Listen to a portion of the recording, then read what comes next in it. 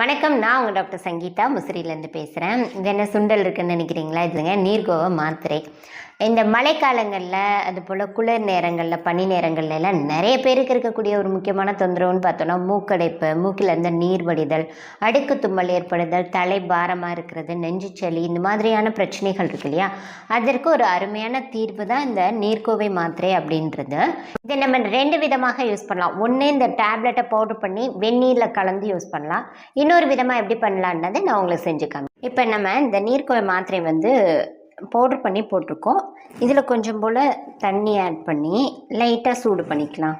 இந்த ஹீட் பண்ணும்போது இது கொஞ்சம் இளஞ்சூடாக இருக்கும்போது நம்ம 10 மாதிரி போட்டோம் நெற்றியில் அப்படின்னா ரொம்ப சீக்கிரமே உங்களுக்கு ரிலீஃப் ஆக செய்யும். நைட் ஃபுல்லாக அந்த 10 வச்சுருந்துட்டு காலையில் வாஷ் பண்ணிக்கலாம்.